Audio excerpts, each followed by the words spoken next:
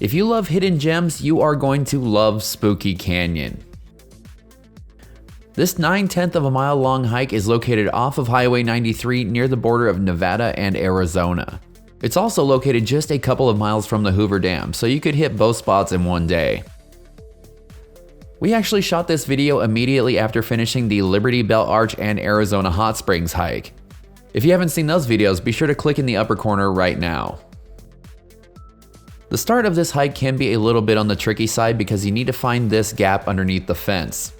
And also note that if you have anything sticking up from your backpack, there's a good chance you're going to get caught in the fence.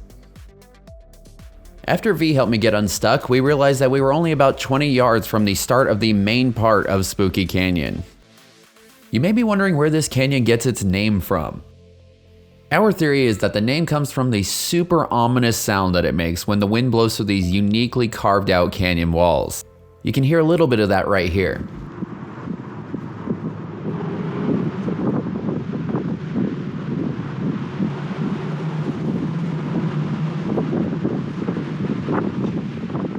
Sorry for the wind noise on the microphone. It was a very windy day and that was the best that we could do.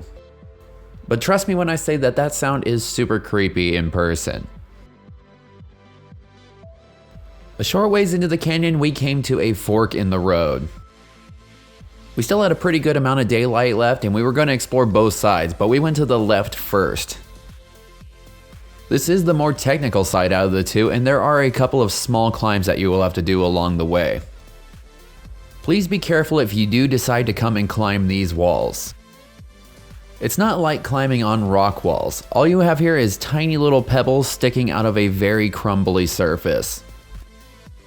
Every hand and foothold can blow out at any time, so please be careful.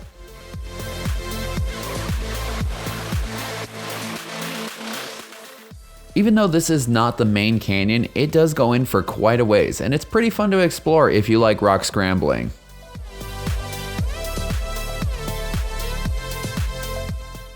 One thing that you definitely want to check on if you plan on exploring Spooky Canyon, or any other slot canyon for that matter, is the weather. Being down in these canyons makes you extremely vulnerable to flash flooding. And the storm doesn't even need to be directly overhead, the water can come from miles away. The other thing that you're going to want to keep your eye out for in this canyon is desert rock nettle. There are certain sections where it's really hard to avoid it, but it does sting if it comes into contact with your skin, so do your best to avoid it. These canyons can get very narrow in spots, and with all the little pebbles sticking out of the walls, there is a good chance that you might be leaving with some bruises and scrapes. From the fork, we only went into this side of the slot canyon about 1/10 of a mile. We were pretty surprised when we got home and checked it out on Google Earth because it appears that this slot is actually about 3/10 of a mile long. I'm not sure if you can make it all the way to the end, but it sure seems like there is a lot more waiting to be explored.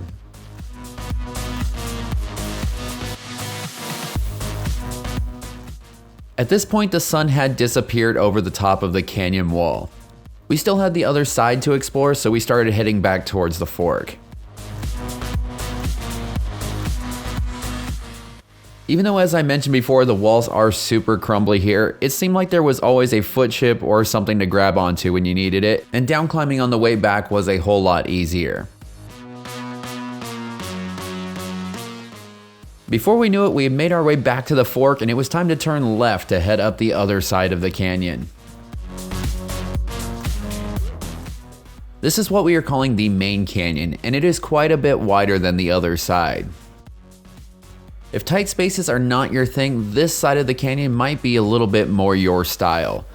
But that being said, I can be a little bit claustrophobic at times, and for some reason the canyon on the left didn't bother me one bit. Maybe it's something to do with the fact that it's not a super deep canyon, so you don't feel really confined.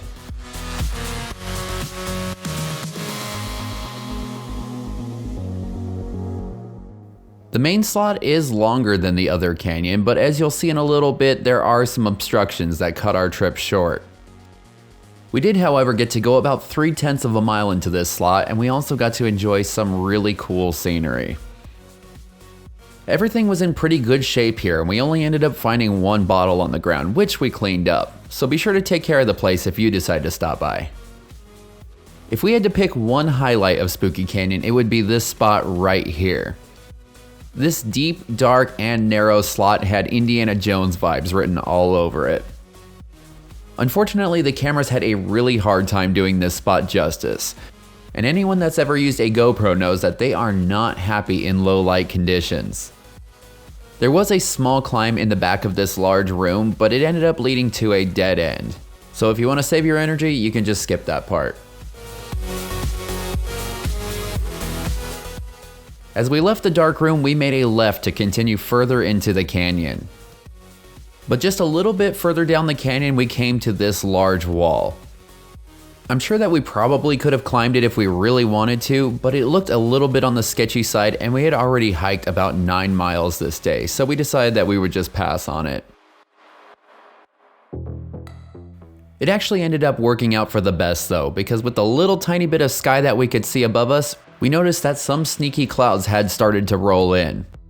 They didn't look very threatening, but we weren't about to wait to find out. As I said before, we have a ton of information about this hike on our website, but if you plan on researching it even more, be sure that you don't get it confused with Spooky Gulch in Utah. We haven't been to that one quite yet, but we hope to really soon.